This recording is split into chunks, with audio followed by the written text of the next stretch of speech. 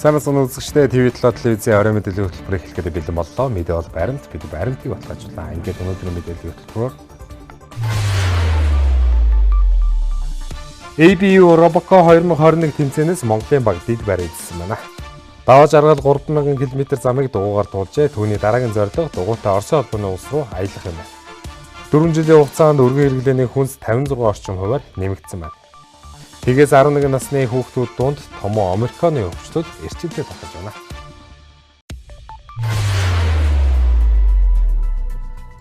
Бүгд найрамдах хятад ард улсад захимаар зохион байгуулсан Аз номхон далайн орнуудын ABU Roboco 2021 тэмцээнд Монгол улсын баг дэд байр эзэж 2019 оны амжилтад авчжээ. Уг тэмцээнд эх орноо төлөөлөн оролцсон шинжлэх ухаан технологийн их сургууль, үндэсний батлан хамгааллын их сургуулийн багийн гишүүдийг Монгол улсын ерөнхийлөгч хүрэлцэх хүлээн авч уулзсан баяр хүргэж амжилт хүссэн байна. 2021 оны 12 дугаар сарын 12-ны өдөр болсон тэмцээнд 11 орны 21 баг өрсөлдсөн байна. Индонез улсын баг Гран-при шагналыг хүртсэн бол Хүрлбаатар багштай шинжлэх ухаан технологийн сургуулийн мэдээлэл холбооны технологийн сургуулийн баг дэд байр эзэлсэн бол удаах байрыг бүгд найрамдах хятад ард улсын баг эзэлжээ. Энэ удаагийн тэмцээний дүрмийг манай эртний өмнөх 770-аас 476 дугаар оны үед Хятадд гадны зочин гүйж дээд цэнгүүлэхээр саванд сум харавдаг тоглоом тоглуулдаг байсан уламжлалаас сэтгэлэн боловсруулсан байна. За одоо ингэж зурсан. Сумын цэнгэлтэй өөрөө сумын төлөлтөөр авчихсан. Аа тэмцээний үед нэг 41 секундэд бол гүйцэтгсэн байна. 41 секунд тий. 19 онд яг орж явахад бол амар нэг тийм сэтгэлийн юм догтлол. Яг тэмцээн яг босных нь маргааш зүгээр гараал зүгээр дараачлахын рофтыг хиймээр юм шиг санагдал амар сэтгэлийн тийм акцент авч ирсэн. Тэгэд яг 20 онд гээд бид яг рофто бэлтээ байжсэн боловч ковид гээд яг бүгд тарцаагаад 20 онд бид үнцсэн. Тэгээ 21 онд яг заавал төрүүлнэ гээд бид өөрсдөө яг зорилго тавиад тэгээ 21 онд оролцсон байна. Яг олон улсын тэмцээн болоход бол бас сандарсан. Яг сум маань ингээд нэг яг сүүлийн ингээд сумнууд маань яг савруугаа ороход бүр ингээд яг ингээд зүрх бүр ингээд амар хурдан савлаад яг л ингээд нэг цаг хугацаа ингээд бараг хэсгэн зур ингээд зогсож байгаа шиг мэдрэмж төрөөл амар догдолтой байсан. Одоо ирээдүйн инженер техникийн мэргэжилтэд болсон хүчин болох та бүхэн маань одоо улс орныхоо цаашдын хөгжил дэвшил их бүтээн байгуулалтад та бүхний гүйцэтгэх үүрэг орол асар их өндөрөө гэдгийг бас энэ ч зөв тэмдэглэжлэхийг хүсэж байна. Тэгээ техник сэтгэлгээгээ маш сайн хөгжүүлэх ёстой. Монгол улсад одоо маш олон инженерүүд хэрэгтэй байгаа шүү дээ. Олон зүйлүүдийг бид нар одоо хийж бүтээх ёстой. Дэд бүтцийн асуудал, эрчим хүчний асуудал, үйлдвэр технологийн асуудлууд тийм ээ. Энэ бүхэнд одоо өнөөдрийн энэ оюутан залуучууд та бүхний одоо эзэмшиж байгаа мэрэгжил, та бүхний өөрсдөө ч оюун ухаан, чадвар, чансаа боловсрол мэдлэг, энэ инженерийн ур ухаан болгох гэхээр одоо Монгол улсад одоо агаар мэт хэрэгтэй ийм мэрэгжлээ гэдгийг бас би энэ чадвараа та бүхэнд бас онцон дэмжлэхийг хүсэж байна. Тэгээд өнөөдөр бүгдэнд нь дахин амжилт хүсье.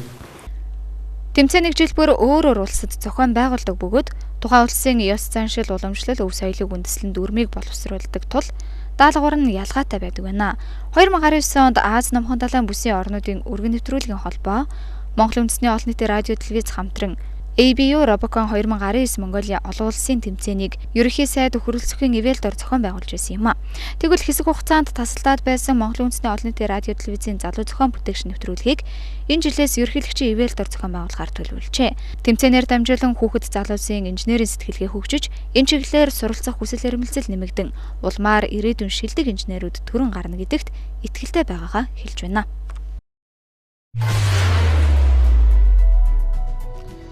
Дараагийн мэдээ эрүүл мэндийн яамны 7 хоног бүрийн ээлжид хэвлэлийн бага хурал боллоо. Хурлаар Монгол улсын хэмжээнд нийт бүртгэгдээд байгаа халдварын 91% нь Америкийн хөлбөр байгаа бөгөөд халдварын тархалт улам ихсэж нууц үеийн хугацаанд 2-3 өдөр байгааг анхааруулж халдвараас сэргийлэх талаарх зөвлөмж өгсөн байна.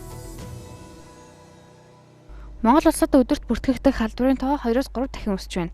Үүний дагаад эмнэлгийн ачаал нэмэгдэж орны нөөцийн асуудал яригдж байгаа юм а. Тиймээс ард иргэд хариу арга хэмжээ авч хувийн халдвар хамгааллыг маш сайн сахих ёстой юм. Тохиолдлын тоо нэмэгдэхийн хэрээр хүнд болон нэн хүнд хүмүүсийн тоо өсч, өвчлөлийн тоо тархалт олон хүнийг хамарч тархаж байна. Иймд иргэдийг вакцина заавал хийлгэхийг зөвлөж байна. За, нийслэл Улаанбаатар хотод тохиолдлын тоо бол огцом нэмэгдэж байна. За, түүнчлэн Өмнө говь, Сэлэнг, Төв аймагуудад тохиолдлын тоо бас нэмэгдэж байна. За халдвар төвчин судлалын үндэсний хэмжээний датаг цуглуулж, боловсруулж, за таналт судалгааг хийдэг байгаа. За таналт судалгаанаас харахад нийтдээ 5-аас дээш өвчлөл бүхий кластер өнөөдрийн байдлаар 32 бүртгэгдсэн байна. За ажлын байр болон гэр бүлээс халдвар авах тохиолдлууд өндөр байна. За түүнчлэн сүүлийн 5 хоног зорчсон тэмдэглэлийг үзэхэд дэлгүүр, эмнэлэг, нийтийн тээвэр, томоохон худалдааны төвүүдээр одоо үйлчлүүлж явах үедээ 63% нь халдвар авсан байна. Омикрон хувилбар орчснээс хойш одоо яг хонгор сар одоо нийт халдвар авсан иргэдийн дунд эмнэлзүүн байдлыг авч үзэхэд бол нэг 45 орчим хувь нь эмнэлзүүн хөнгөн, нэг 55 орчим хувь нь бол эмнэлзүүн хүндөвтөр, за тэгээд нэг 10 орчим хувь нь бол хүнд, тэгээд 0.7% нь бол эмнэлзүүн нэг хүнд гэсэн ийм ангилалтаар эмчлэгдэж байгаа. Халдвар төвчин судлалын үндэсний төвийн хувьд бол одоо хүнд, дээрэс нь эрсдэлтэй хүндэрх эрсдэл өндөртөө хатгаатай хүмүүсийг авч эмчилж байгаа. Халдварын нууц үеийн хугацаа бол богино байна. 2-оос 3, 4 хоног байна. Халдварын нууц үеийн хугацаа хэдий ч нэм богино байх тусам тэгээ халдварлалтын индекс, халдварлалтын эрчим хурдтай явагдах тусам өвчлөлийн тохиолдлын тоо олон хүнийг нэг зэрэг нэг дор бөөгнөсөн олон хүнийг өвчлүүлэх эрсдэл нэмэгддэг. Бид нар томуу төс төвчний дэгдэлтийг мэдж байгаа. Жил бүр томоогийн дэгдэлт болоход хаана олон хүн байна, хаана одоо коллектив байна, тэнд халдварын дэгдэлт явагддаг. Үүнтэй эгэ нэгэн адилхан дамжих зам нь адилхан байна. Халдварын их уурхайн мөн өвчтөе хүн байна. Өвчтний хавьтлууд байна. За дамжиж байгаа зам нь агаар төслийн зам байна. Өвтөж байгаа хүмүүс нь олноор бөөгнөрсөн, олноор цугларсан, ойрхон байсан, маскгүй байсан, дархлаасалтай хүмүүс өвтдөг. 0-11 настай хүүхдүүд вакцинд хамрагдаагүй учраас коронавирусаар халдварлах нь нэгсэж, хөнгөн тусчгүй хүүхдүүдийн гол шинж тэмдэг нь хамар битүүрэх, хуурай ханиалгах, хөнгөн халдварах зэрэг байгаа юм. Мөн цагаан сар яг гэр бүлийн хүрээнд биш, зөвхөн гэр дотроо тэмдэглэх шаардлагатай байгааг анхаарууллаа.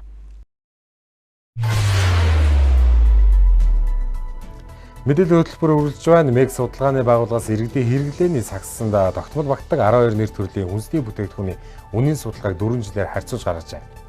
Дунджаар 56%-аар үн өссөн байна. Хүнсний бүтээгдэхүүний үн тогтмол өсч ирсэн ч хачирхалтай цалин хөлсний өсөлт ажиглагдахгүй байгаа нь иргэдийг ядуурлын шугам руу түлхэж эхэлсэн байна.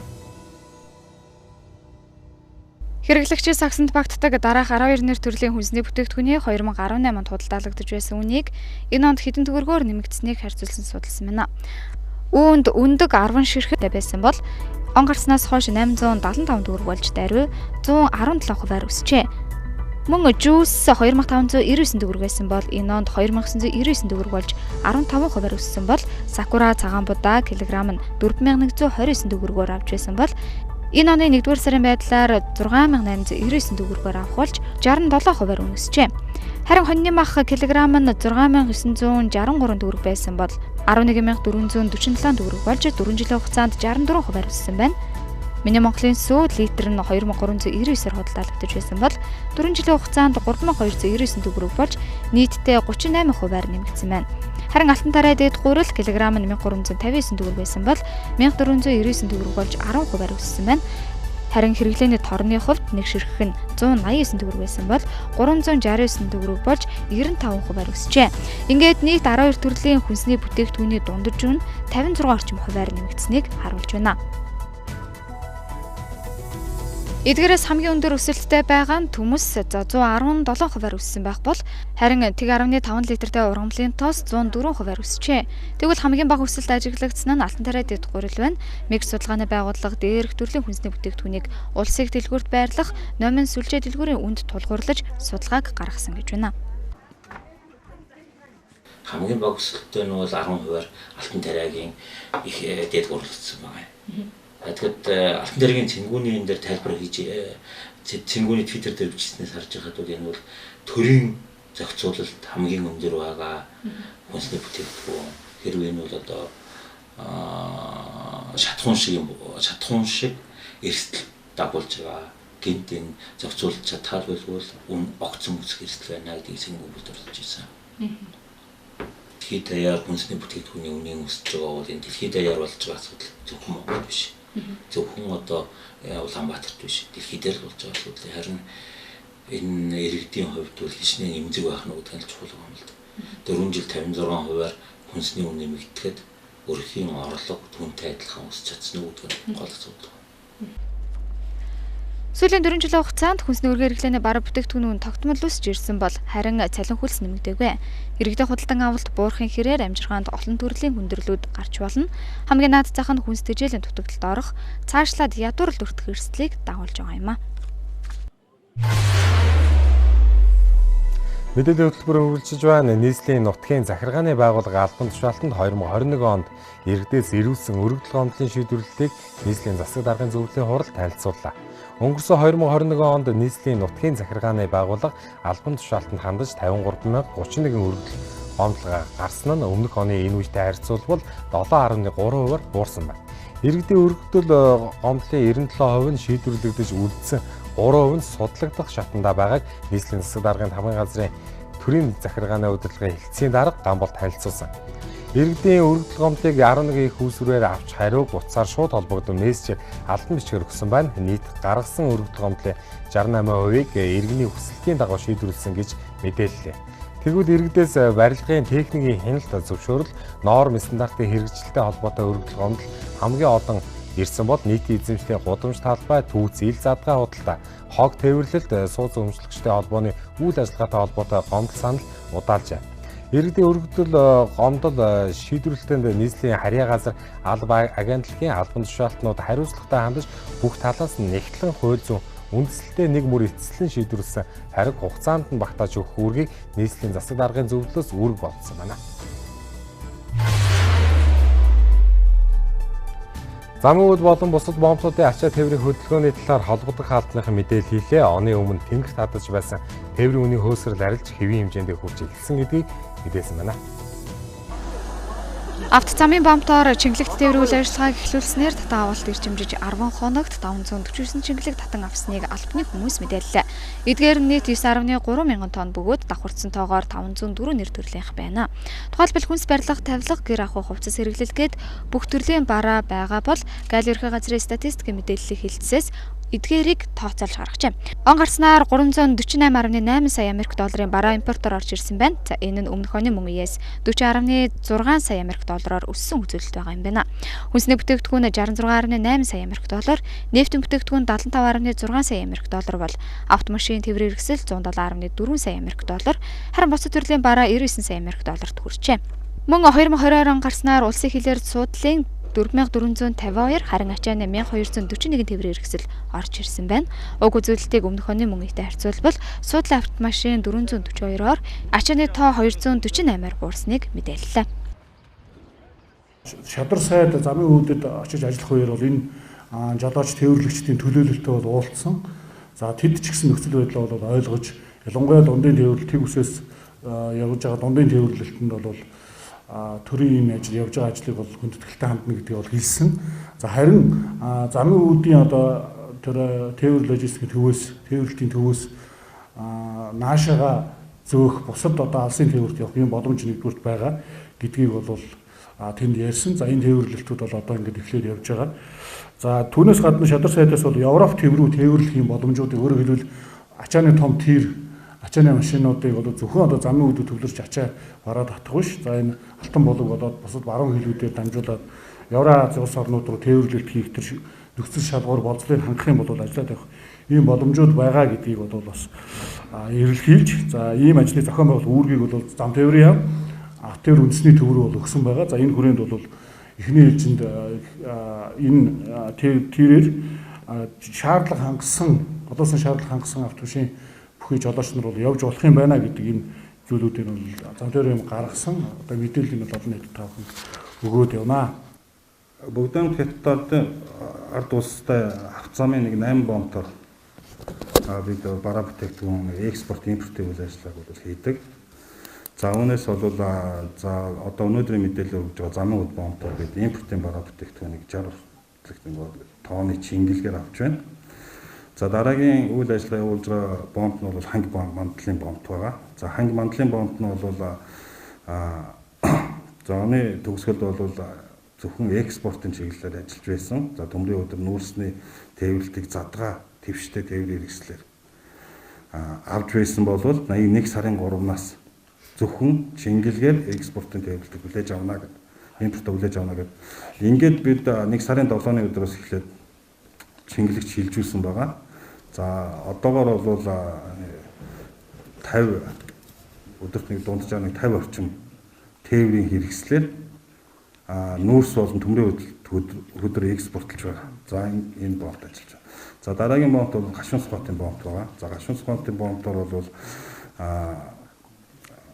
ер нь бас тээвэрлэлт бол доголдсон. Бага хэмжээгээр нүүрс гарч байгаа. За өдөрт 100 орчим тээврийн хэрэгслэр нүүрс экспортлж байгаа. За энэ нь бол мөн зөвхөн шингэлгээр тээвэрлэлтийг гүйцэтгэж байгаа.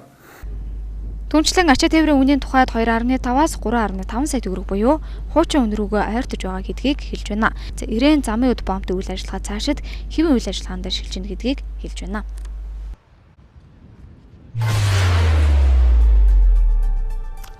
Ховд аймгаас Бөөрнөр хүртэлх 3000 гаруй км замыг дугуйгаар аялсан даваа жаргалыг TV7-гийн мэдээ онцолж байна. Тэрээр аяллаа 70 хоногийн хугацаанд үргэлжлүүлснээр зорьсон газараа хүрсэн байна. Хүнд зориг байвал зориг гарч ирдэг хэмээн ярих үсгийг даваа жаргал гэдгээ. Тэрээр Ховд аймгаас Бөөрнөр хүртэлх 3000 гаруй км замыг найзын хамт дугуйгаар аялжээ. Тэд аяллаа 70 хоногийн хугацаанд үргэлжлүүлснээр зорьсон газараа хүрч чадсан байна. Нэг дугуйнд дунджаар 40-оос 50 кг ачаа ачиж, араасаа машин дагуулахгүй аялснараа онцлог байсан хэмээн тэрээр ярьж байгаа юм а. Ховдоос эхлээд цам гаруул одоо Барангур аймгийн дунд байдаг шүү дээ. Тийм мөгцтэй. Тэр хүртэл яваад тэндээсээ буцаад энэ өмнгийн говьоор ер нь бол 33 говь гэдэг чинь Монголд. Тэр говийнхаа яг урд хилээр нь захлаж явсараад Бөөрнөр хүртэл явсан байгаа. Тэгээд нийтдээ 8 аймгийн нутаг дэвсгэрээр нэлээ олон сумдуудаар ингээ явсан. Тэгээд аялын турш болохоор яг битээр нөгөө машин дагуулаагүй тэрүүгээр айгүй онцлог. Тэгээд зөвхөн дугуун дээр бүх ачаагаа ачиж байгаа гэхээр хоол хүнс хүнжил гудс мишок тэгээд дээрэс нөгөө галтагооны хэрэгсэл тэгэл аян тэрэг болох нөгөө газ хүнс гэл дан дугуйтай явж болохоор ядцал 2 өдрийнхөө хүнсийг нөөцлөн тэгээ усаа аавна. Тэгэл бүх ачаагаа дугуун дээр ачдаг. Тэгээд дугуй бол маш их юутай юм билээ. Ачаа даах чадaltaй. Миний анх унсан дугуй. Даваа жаргал анх дугуй унаж сурахдаа ажлын шаардлагын улмаас зэрэгэлдэх сум руу 70 км замыг туулж байсан түүхээ хуваалцлаа. Дөрөв сум явах гэсэн чинь яг наадмын үед харсан машин олдохгүйсэн байхгүй. Тэг моциклж олдохгүй. Тэгэл яа өстой явмаар байдаг. Яах вэ гэдгсэн чинь нөгөө тухайн үед Сама телевизийн яг нөгөө сэтгүүлч хичээндээс байхгүй. Тэгсэн чинь манай хүүхдийн нэг дугуй байгаа штэ гэдэг. Жуун чадахгүй чадна гэж чадахгүй ерөөсөө дугуун дээр мордчих. Тэгэл чадна гэж авч гараад аймгийн төвөрөнд төрж явсаар гаал захт нь очиод тэгэл цаашаа нэг унж тусан байжгаад тэнцвэрээ олоо сурцсан. Тэгэл уул надад 35 км л гэсэн чинь би яваад лсэн бол нөгөө тэмдэглэгийг нь харахаар яв. Нэгэнд гарсан чинь зорсон газраа хүрнэ гээл тэгэл яв. Тэнд бол бас кино шиг юм болсон доо. Ирээл ингээл ярьсан чинь ёо чиний наач өстэй кино шиг юм байна гэдэг. Түүнийг анх дугуйгаар аялахад гэрийнхэн эсэргүүцэж байсан бол зориг гарган аяллаа эхлүүлснээс хойш эргэн тойрныхонд хүмүүс болон гэр бүлийн гишүүд нь дэмжиж эхэлснээс гадна тэрээр эргэн тойрныхоо хүмүүст дугуй унах сэдлийг төрүүлж чаджээ. Би ингээд дугуй унаад гисэн. Манай дүүнэр дугуй унд өгчсэн. Тэгээд тэд нар ингээд харах юм бол бас нөгөө 10 жилийн хүүхдүүд байгаа штеп. Тэгээд одоо байнга л ингээд ном ширтэл хичээл ингээд гэхээс илүү ингээд агаарт гараад дугуйж игээд явна гэдэг чинь нөгөө хичээлдээ ингээд хандах хандлага нь хүртэл өөрчлөсөн байгаа байхгүй. Гэрийн ажлыг хийх нь ч гэсэн. Тэгээд энэ дугуй унснараа бас нэг гоё давуу тал нь болохоор нөгөө хүний оюун санаанд стресс гэж идэг штеп. Стресстэй бүхэн даал ингээд ялангуяа суугаа ажилтай хүмүүс энийг маш сайн тайлж өгдөг. Тэгэхээр ачаал хөтөлтэй. Тэгээ ер нь бол манай эргэн тойрныхан бүгд дугаа авсан дөө. Даваа жаргал өдөр тутамдаа дугуйгаар ажиллаа амжилтдаг байна. Энэ нь эрүүл мэндэд хэрэгтэйгээс гадна цаг хэмндэг гэсэн юм а. Харин Орхон аймгийн дугуйн зохицол болон зорчих зам ховор учир бэрхшээлтэй байдаг хэмээн хэлж байна. Дугуйн зам жоох асуудалтай л та. Яг хотын гадна энэ их хадын цуваагаас ахуулаад яг засамлаад дагаад уршаага яваад 6 дугаар микрээр 7 дугаар микрийн дундуур яваад тэгээд энэ нөгөө гог руу явдаг дугуйн замтай нийлдэг тийм л зам байдیں۔ ертөнцид. Тэгээ бусад үед бол бид нар ч нөгөө яг гэрлэн тохио биш газар бол замаараа яваад том нөгөө уулзрууд дээр бол явган замаараа л яваад байгаа юм л да. Тэгээ явган замаар явах ч бас яах вэ гайгүй. Тэгтээ нөгөө аюу экстрим нөгөө ингээл борзруу таарна. Тэгээд тэр чинь яг ер нь бол явганы зам байлаа ч гэсэн ингээд тэрхэн цэртэй ч юм уу янз бүрийн хүн явлаа гэх юм налуу байвал зүгээр юм шиг байхгүй. Тэгээд тэрийг ингээд зургийн зурж байгаа ингээд хийж байгаа хүмүүс нь яг тэр зураглалаараа хүнд тааруулаад хийчихвэл бас их зүгээр. Тэгээд явандаа ингээд эрдэнэ дундаг дугуйтай болох юм бол ч тэрийг бас их анхаармаар юм шиг байна. Тэрээр дараагийн аяллаа эх 9-р сард Орос улбан улс руу аялахаар төлөвлөсөн байна. Хүн өөртөө том зорилго тавьбал эцсийн үр дүндээ их бага хэмжээгээр зорилготой хүрдэг хэмээн хэлж байгаа юм а. Манайх хэлдэг гэсэн байхгүй. Өглөө ингээд эрт туснаа яана гэд тэгдэг. Тэнгүү чи энэ дотроо сэрүүлгээ тавьчих гэдэг гэсэн байхгүй. Тэг мянган уцан дээр сэрүүлэг тавилаа. Сэрүүлгээ дуурчаар би сэрэндээ гэж бодоод ч юм ба сэрүүлгээ л хүлээн. Өглөө би яг 7 цагт ч юм уу босноо гэл энэ дотроо тархиндаа мэдээлэл өгсөн бол өглөө яг 7 цагт босдог. Тэгээд ах юм маань тэр өгчсөн бас их чухал. Одоо тэгээд энийг үзэж байгаа залуучуудаа өөрийнхөө үеийнхэндээ хэлэхэд бид нар ингээд маш гоё зорилготой том зорилго тавьж тэрнийхэн төлөө ажиллая. Тэгэхгүй зүгээр л нэг ойрын зорилго тавьчихвал тэрэндээ хүн хүрчлээ л гэдэг. Тэгээд яг саяны хугацаанд бол 3000 км газрыг би юу гэж зорьсон бэ гэхээр мэдээж энэ сайхан эрүүл хүнний бүтээ эрүүл хүнсийг бий болгоё. Тэгээд дээрэс нь зорилготой амьдралд уриалъя гэд явсан. Миний анх унсан дагуу энэ шиг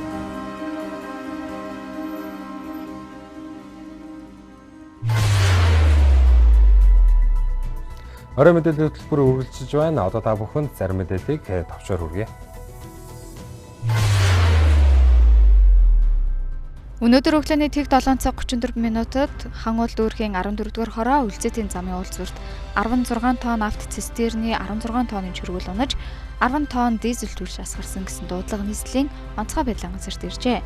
Нийслэлийн онцгой байдлын газар болон хан уул дүүргийн онцгой байдлын хилцээний 30 дугаар ангийн 12 алба хаагч ажиллаж чиргүүлийг татаж босон аюулгүй болгосон байна. Шатхуун газрын хөрсөнд нэвчгээс урьдчилан сэргийлж, элс шорогоор саарамгч улиралт хийж аюулгүй газар зөөвөрлөн устгах ажиллагаа явагдаж байна гэж тус газраас мэдээллээ. Байгаль орчин аялал жуулчлалын сайд Бат Эрдэнэ тамтлагаа төлөх компани баруун бүсийн үйлдвэрт ажиллажээ. 2022 оны намар тус үйлдвэр үйл ажиллагааг бүрэн зохицож тухайн бүсэд ногоон төгөл цэцэрлэгт хүрээлэн байгуулж хөрс орчны бохирдлыг бууруулахар төлөвлөж байна. Тамтлагаан төлж компани зүүн бүсийн үйлдвэрийн хажууд нэмж нэг үйлдвэрийг 6 орчим сарын дотор шинээр барихаар төлөвлөжээ. Шинэ үйлдвэр ашиглалтанд оронгууд сонгойрхон дүүргийн нутагт байрлах үйлдвэрийн үйл ажиллагааг зогсоох ажлын хэсгийг байгаль орчин аялал жуулчлалын дэд сайдаар ахлуулан байгуулж өнөөдрөөс ажилдаа орохыг чиглэл болголоо. Нийгмийн халамж тэтгэвэр тэтгэмж хүртэгчдийн тоо 2018 онд 1.9 сая байсан бол 2020 онд 2 сая 36 мянга болж 2021 онд 2 сая 55 мянган хүн болжээ. Улсаас халамж авагчдын тоо жил ирэх тусам ийхүү нэмэгдсэнийг цардахалтай холбоон тайлбарлаж байна. Тэгвэл 2020 онд цардахалтай холбоотойгоор халамж дэмжлэг нэмэгдэх үед зарим өрхийн мөнгө орлогын 63% хүртэлх хувийг халамжийн мөнгө эзэлжээ. 2018 онтой харьцуулахад 2020 онд өрхийн нийт орлого 12%-аар өссөн байна. Өрхүүдийн мөнгө орлогод эзлэх тэтгэвэр тэтгэмжийн хувийг тооцож харвал хамгийн бага буюу 300 мянга хүртэлх мөнгө орлоготой өрхийн халамжийн мөнгө уг орлогын 40%-ийг бүрдүүлж байгаа бол 300-аас 500 мянган төгрөгийн орлоготой өрхийн мөнгө орлогын 63%-ийг тэтгэвэр тэтгэмж эзлэх болсон байна.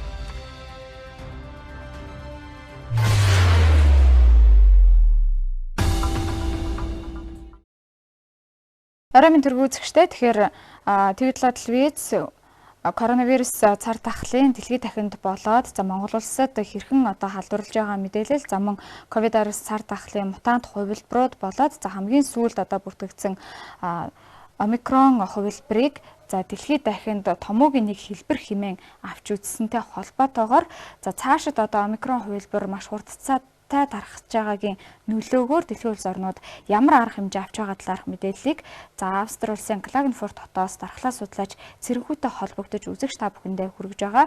Танд орой минь төргий. За та бүхэнд орой минь төргийе. Тэгэхээр омикрон хувилбар коронавирусын халдвараас хэд дахин илүү хурдцаагаар тархаж байгаатай холбоотойгоор дэлхийн улс орнууд халдвараас сэргийлэх арга хэмжээг хэрхэн авч байгаа талаарх мэдээлэл хүргэхгүй юу? Мэдээллийн хувьд бол сайн муу гэсэн хоёр ийм урсгал байна. Муугаас нь эхэлчихээ.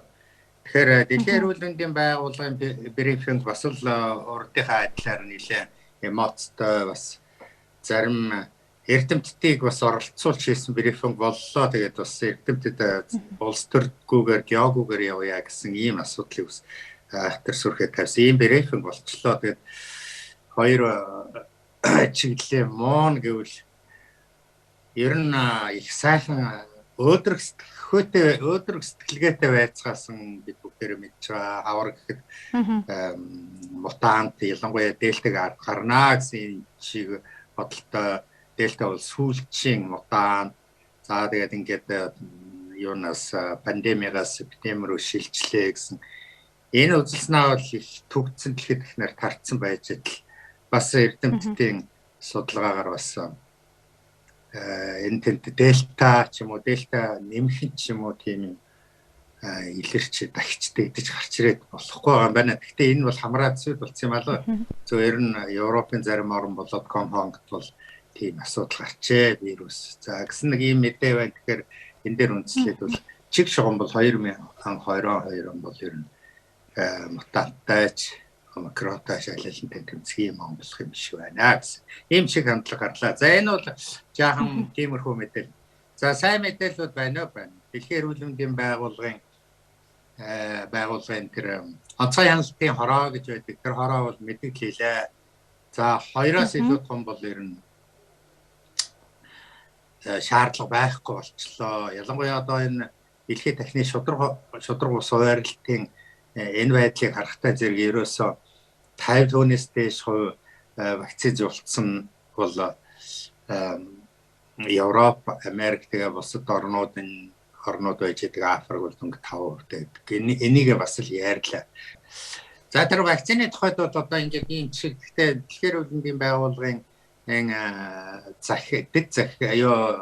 ерөнхий захирал дэд захирал хяналтын хорооны дарга нарын илтгэл хэлсэн үгнүүдийн дотор агуулгыг харахад бол энэ 2-р хугацаас хойш нэмэгдэл тонгол одоо хязгаарлах зөвлөмж гарах ба гэсэн юм чиг баримжаатай болчихлоо. Яг тэгвэл ерөөсөө энэ хоёр вакцин дээр л ярьчлаа. Модерна, Pfizer. Энэ хоёр вакцин чинь Т-лимфоцитыг эсрэг довтлж гэн гэсэн концепцууд байгаа. Тэрэн дээр нэмээд саяын энэ дискус маргаан дээр юу гараад ирэх вэхээр хүний дархлааны эдэстэй нийлж байгаа Т-лимфоцит. Дархлааны эдэс чи хоёр янзын дархлаа байгаа шүү дээ. Цусны дархлаа, цусны гадуур вийн дэх дархлаа. Вийн дэх дархлаа нь одоо бидний хүний хамгийн гоё секурит хамгааллын гол дархлаа нь бол Т-лимфоцит шүү дээ. Т-лимфоцит. Тэгээ энэний эсрэг цаад нөгөө цусны дархлаа нь вакцины үүсгэсэн эсрэг битээ нийлж байгаа довтлж байна. Энэ Т-лимфоцит руу довтлж байна гэсэн энэ ийм концепт гаргаж ирээд хэсэг мундаг эрдэмт тавиад геогүүгээр политикгүйгээр энэ асуудлыг хэлэлцээ гэдэг ингээ маргаан ингээ үргэлжлээ явж байна энэ шийдвэр гараа. За өөр нэг дэлхийн эрүүл мэндийн байгууллагын зарласан хэмээн хэлсэн нэг зүйл бол Израилийн туршилт 4-р тонгийн туршилт амжилтгүй болчихжээ. Түрүүнд нь амжилттай боллоо гэдээс үгийг үгүйсгэсэн бай. Амжилтгүй болчихж. Амжилт гарсангүй, үр дүн гарсангүй. Тэгэхээр энэ 4-р тон гэдэг нь шалгалтлаа юм болж байгаа нь ойлгомжтой болчлоо. За Оросын холбооны улсын талаар хэдэн зүйлийг хэлье. За тархалт бол дэгдэлт рүү шилжих шиг боллоо Оросын холбооны улсад омикрон. Гэхдээ энэ бас зэрэгцэж яваад нь яагаад гэвэл дельтагаа одоо нэлээд сайн тэмцсэн гэхдээ бүрэн гүйцэд бас ард нь гарч чадаагүй. Манайх бол харин сайхан ард нь гарцсан гэж ингэж ойлгогдоод байгаа шүү дээ ажиглалаа. За тэгэхээр дельта бас дахиж энэ тэнд гарчаад омикрон дэгдчихлээ. Тэгээ Оросууд бол омикроноос нэг айхгүй нөө. Тэгээд хоёр чиг баримжаатай байна шүү дээ. Эдгээр чинь нэгдүгээр дельта дахиж босохгүй гэх өөр итгэл үнэмшилтэйгээр дархлаажуулт яриад сүргийн дархлаа яриад ингээд байна. Хоёрдугаар омикроны эсрэг омикрон Спутникийн 2 тонн Спутникийн компанид бүрэн байдлаар нь хийлгэсэн өсөлтөөс халдварлахгүй. Энэ хамар уушаал өнгөрч ийн гэж ингэж штэ. Тэгэхээр ерөөсөө их сайхан тайван байцгааж гинөө. Паникт орцсон юм алга байна. За Спутникийн талаар хоёр юм хэлээ. Спутник Pfizer-тай харьцуулсан олон улсын экспертиз хөндлөнгийн шинжилгээний дом өчигдөр гарчлаа. Энийг зарлалчлаа. Энэ юу гэж гарсан гэхээр Спутникийн үр дүн Спутник Pfizer-аас 2 дахин илүү үр дүнтэй байна гэдгийг бичсэн дүгнэлт гарчлаа. За нэг юм. Хоёрдугаар Спутникийн дараа Спутникийг залгамжлах энэ Light гэдэг байж байгаа. Light бол ерөөсөө омикрон эсрэг бол гайхамшигтай сайхан хамгаалал, гайхамшигтай сайхан бүр эмчилгээ давхар явуулчихд юм байна. Гэт ингээд эрдэмтдийн төвлөлт төс эрдэмтд нь хэлжлээ. Яг бол Light-ич модификац ихтэй тэр Спутникийн нэгдүгээр компонентийг л жоох модификац ихтэй дархлааны эдсээр хийсэн шүү дээ эднэр. Тэгээд нөгөө дархлааны эдсээр нэгэнд модификац хийсэн болохоор ингээд дархлаанд тус нэмэр болоод нөгөө Т лимфоцит үүсгээд их сайхан үр дүнтэй байна гэдгийг өчигдөр албасаар хэлсэн. Тэгээ Оросуудын байдал бол манайтай их ирлээхий дагна гэдэг ба шүү дээ. Тэгэхээр газар нутаг өөр эсвэл ойролцоо учраас бид нэр монголчууд бас Оросуудаа дуурайж Оросуудаа дагах нь зүйтэй гэсэн ийм л юмнууд л энэ дэлхийн эрүүл мэндийн байгууллага болон Оросын байдлаас харагдаад байна да. За Монгол улсад омикрон хувилбар бол бас эрчимтэй тархаж байгаа. За хоногт ялангуяа 2000 гаруй тохиолдол халдварын тоо бүртгэгдэж байна. За зөвхөн 7 хоногийн хугацаанд гэж авч үзэхэд 9000 хүн шинээр омикронны одоо хувилбараар халдварлж одоо өвчилж байна гэдэг мэдээлэл байгаа. За Монгол улсын хэмжээнд бас эмнэлгийн орны хүчин чадал хүндэрч байгаа. За ялангуяа коронавирус томоо омикрон гэдэг энэ хувилбарыг ялгах боломж байхгүй гэдгийг бол эрүүл мэндийн байгууллагын мэрэгчлэтнүүд хэлж байгаа. За дэлхийд дахинд бас үүнийг юу гэж харж байгаа юм болоо ялгах боломжтой гэж үзэж байгаа юу? За аль эсвэл бас шинж тэмдгийн хувьд ижил төстэй гэж үзэж байна уу? За хэрвээ одоо ямар нэгэн байдлаар ижил шинж тэмдэг илэрч байгаа тохиолдолд за ямар байдлаар хариу арга хэмжээ авах шаардлагатай гэж харж байгаа вэ? За энэ их маш чухал өгөө сайхан асуулт тавьчлаа. За тэгэхээр дэлхийн эрүүл мэндийн байгууллага бол ерөөсөө омикроныг ялгах гэж санаа зовхон байхгүй. Ерөөс тест бол нэг удаагийн тест, түргэн тест бол ерөөсөө гаргахгүй байгаа. Тэр бол ойлгомжтой болсон. ПЦР ч гэсэн бас ийм л байгаа шүү дээ. Заримдаа заагаал, заримдаа заахгүй иймэрхүү талтай л байж байгаа. Тэгэхээр тусгай тест болохоор нэлээд үнэтэй монголчуудын хувьд бол их үнэтэй гарч байгаа байл. Тэгэхээр тэр бол бас шаардлагагүй тийш хамтаа явчлаа. Ягаад гэвэл ерөөс шинж тэмдгээр л ялгана гэж шүү дээ. Шинж тэмдгээр ер нь ялгаад байх чинь байхгүй ерөөс адилхан гэж байна. Дельта омикрон хоёроо л ялгана болохоос ш тэр омикрон дотроо томоо одоо омикрон байна уу томоо төстэй респираторны ханиад байна уу гэдгийг ялгах шаардлага байхгүй. Ягаад? Ягаад гэвэл томоо омикрон хоёр бол илэрх шинж тэмдэг нь яг адилхан. Тэгээд эмчилгээ нэг адилхан байна. Тэгэхээр тэрийг омикрон байна уу, томоо төс өвчин байна уу гэдгийг ялгах шаардлагагүй болчихж байгаа. Шинж тэмдэг юу байх вэ?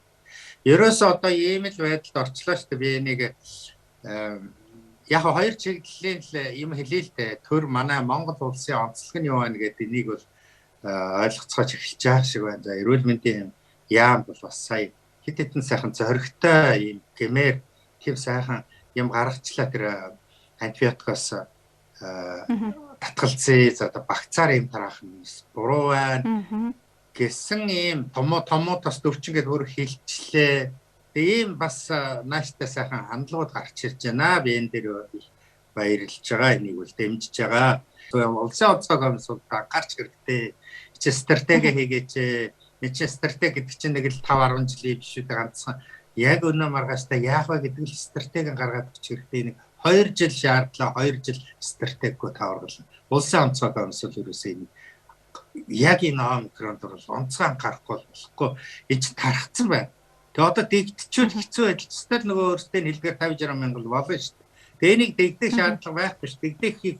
Дэгдэхийг хүсэхгүй шүү дээ ардам. Тийм учраас стратеги гаргаж өгөөч л гэдэг. Тэгээ ардам сайхан танилцуулаад яваач л гэдэг ийм нэг хүсье. За ардам ерөөсөө анхаарах бол хоёрхан юм байна. Нэгдүгээр шууд шинж тэмдгийн өөртөө энэ олон жил хамрын ханиадаар үдцсэн ардам шүү дээ. Манайх респираторны ханиад мэдхгүй өнгө цаана байх тий. За хамар шуугтанлаа, хоолоос өнгөтлөө, толгой өвдлөө, бие эвгүүрхэж жоохон алуураад байгаа юм шиг болоо булчин шүрмэс юу чинэрлээ, татлаа, өглөө. Бие суларлаа. Ерөөсөө энийг шууд аваад шууд заа. Тэр томо омикрон 2 ялгаагүй юм гинлээ гэл шууд ерөөсөө эмч хүлээхгүй шууд эмчилгээнд ороод гэж зүйлээ. Ямар эмчилгээнд орох вэ гэхээр ерөөсөө халуунаа үзчих. За халуунаа үзээ халуунтай байвал ибупрофен 400-аар ч юм уу парацетамол 1000-аар авчих. Тэгээд лимонтоос 2 литр ерөөсөө шууд өдрөө 2 литр хөө. За энэ хооронд одоо над руу хандаал тэр Монгол эмчээр аав. Тэгээ жорон дээр чинь жич гэдэг дээр нь насны ангилал. За ямар хүнд юу бамбайтай хүнд алийг авах хөлөх юм ээ. Чивийн хүн алийг сонгох уу, арсны астмын асуудалтай. Энэ бүгдийг ингээд ангилаад зааглаад өгсөн байна. Тэгэл шууд хэрэглэх хэрэг. Тэгээ шууд хэрэглэл 3-5 хоног дотор л гайгүй болчихж байгаа. Хэрвээ 3-5 хоног дотор сайжраад гайгүй болоод босоод ирж чадахгүй бол шууд эмнэлэг. Ерөөсөө шууд эмчнэр хандах хэрэгтэй. Яг тэгвэл омикрон чинь басж басамжилт бас болохгүй байгаа шүү дээ. Энд чинь цаашаа амьсгалын зам руу бүр уушгруу орох нь бол байхгүй. Энийг бол ерөөсөө эмнэлгээр үйлдэх байгуул 100% мэдсэн байна. Дунд замын өрөвсөл болж хуурах гэдэг шүү дээ. Энэ Багалзуур хоолойноос жоохон цаашаа яваад амьсгалын дунд замын өрөвсөл өгөөд ингээ боочих гэх астм маягийн юм өгөөд энэ дээр анхаарах учраас энийг хүндэрсэн гэж үзнэ. Хүндэрсэн л гэж үзнэ. За өөр нэг маш чухал юм байна. Хүмүүс хөдөө орон нутаг ялангуяа тэр зах хязгаарын аймаг сумдуудаас зарим сум чинь бол ганцхан солигчтой үлдээл эмнэлэг хаалгаа онгойл өгдөл нэг юм байдалд орцсон сумд нь халдвар авцсан юм хөө байдалтай болчиход байна шүү дээ. Тэгээ энийг анхаарал ийм байдалтай болчих. Байдлаа цагийн байдлаасаа мэдээд тэгээд тэр юмнуудын дэмжиж өгчмөр байна. Дээрээс нь одоо нэг ч үг ган хийхгүй хүмүүсүүд ч бас нэрийгээд мачигаад байна шүү дээ. Тэгээ ядаж л ингээд ардын уламжилт юмнуудаа хэрэглээд байна. Ган өвсөл гэж байна. Тэр царван их уудын байна. Тэгэл айраг шагаанчны шарцтай айраг галаажууд юм байна. Тэгээд ингээд ард түмний дотор байсаар л ирсэн энэ юмнуудын ерөөсөө ингээд гээд тэг гэхээс хэн хайшаа зүгээр ер нь ингээд энэ хэрэгжилж яах гэдэг мэдээллийг бас ингээд хэлээд яваад байвал энэ ард түмч юмс уран зориг гэдэг нэг юмараа бас ингээд нэг эффект плацебо гэдэг шүү дээ. Тэр нь бас дотоод итгэл үнэмшил тэр нь бас ажрах юм болов уу гэж ийм юм ажиглагдаж байна. За танд баярлалаа. За та бүхэнд ингээд амжилт хүсье. Тэгэхээр нөгөө миний байнг гэдэг энэ хайр итгэл үнэмшилтэйгээр гэр орондоо хайр инээд хоёр л аль болохоор оруулж явах юм бол дархлаа нь маш чухал хүчин зүйл байт юм байна шүү гэдгийг бас давтан хэлье. Та бүхэнд амжилт хүсье та. Үзэгчтэй өнөөдрийн тодруулгаар омикрон хувилбарын тархалт болоод за Монгол улсад их одоо эрүүл мэндийн байгууллагаас авч хэрэгжүүлж байгаа арга хэмжээ за дэлхийн улс орнуудын аль төвшөнд байгаа талаарх мэдээллийг Австри улсын Klagenfurt хотоос дархлаа судлаач Цэрэнхүү Зүүмээр холбогдож өглөө. Баярлалаа. TV7 телевизийн арын мэдээллийн хөтөлбөрийн түрээд өндөрлөө. Амралтын өдрөө сайхан өнгөрүүлээрэй.